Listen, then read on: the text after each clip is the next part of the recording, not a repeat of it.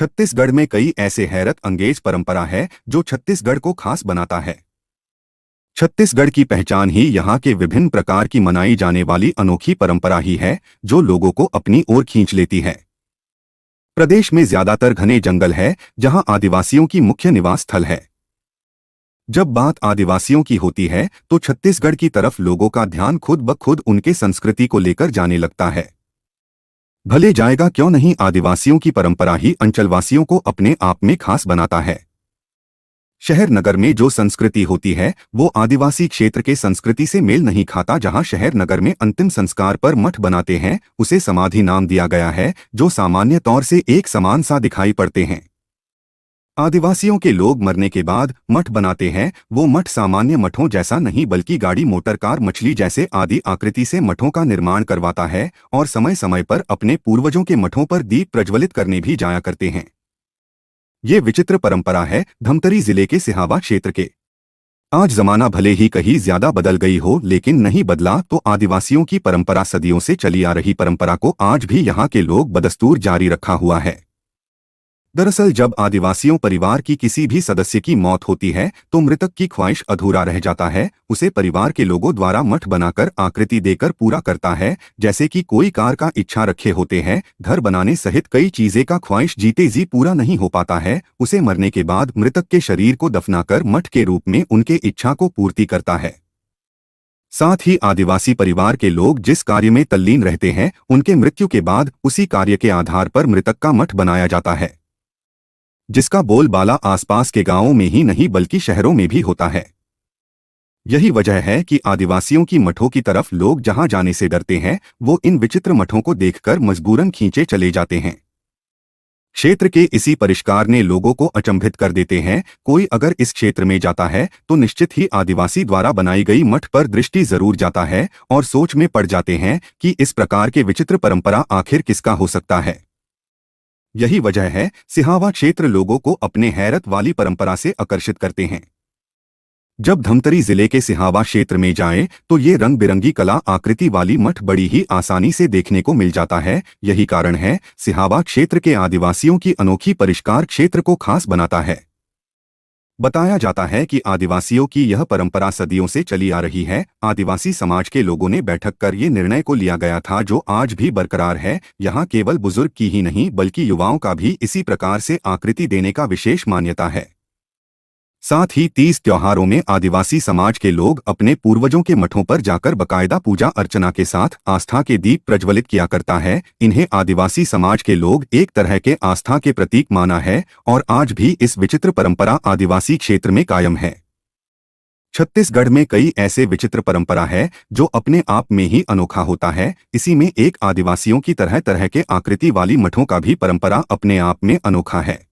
हमार गांव के पुराना परंपरा हरे वो सदियों से चले आथे। जे कोई आदमी मर जाते ना तो ओकर ख्वाहिश पूरा नहीं होई नहीं तो ओकर बाद ना मठ बनाए जाते।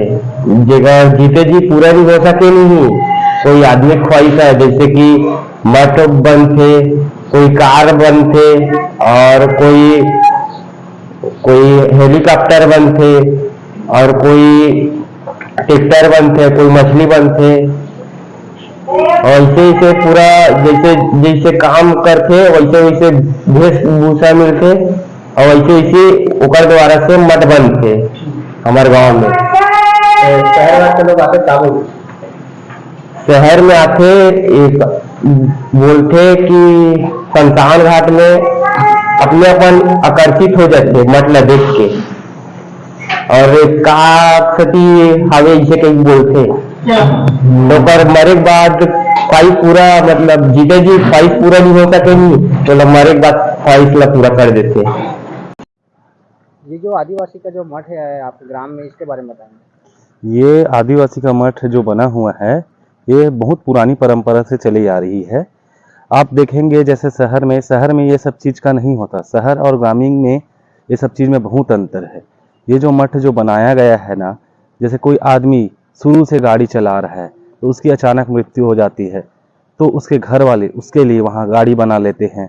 या कोई जैसे किसी का चाह रहता है कि मैं जीते जी अपने परिवार के लिए अच्छा बड़ा घर बनाऊं, पक्की मकान बनाऊं, तो वो नहीं हो पाने के कारण उनकी मृत्यु हो जाती है, जिसके कारण उनकी आत्मा को शांति मिले, इसलिए उसके लिए वहाँ मठ बना के उनके लिए रखा जाता है, जिसे मिट्टी का 2 मंजिला 1 मंजिला जो है वो बना के वहाँ रखा जाता है।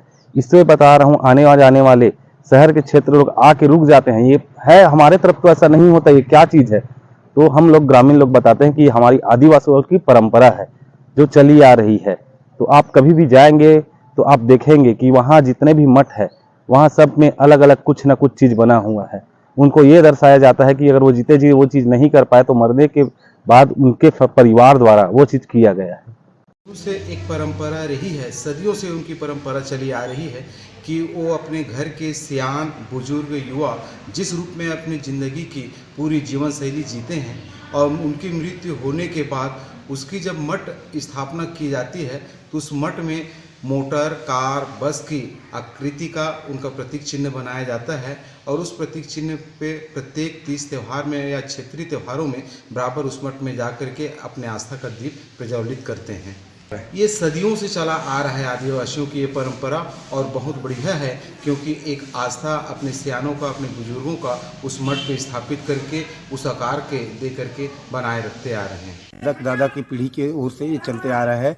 जब भी हमारे यहाँ पे किसी का मृत्यु होता है उनका सम्मान पूर्वक मठ बनाया जाता है और मठ के ऊपर में जो हमारे जो बेटी माई लोग रहते हैं, जो हमारी बहन होती है, हमारी बुआएं होती है, वो लोग उस मृतक के याददाश्त में एक प्रतीक चिन्ह रखते हैं। जैसे वो कुछ भी हो सकता है, जैसे घोड़ा हो या फिर बैलगाड़ी हो या तो फिर आपका मोटर कार वगैरह हो, इस टाइप से रखते हैं।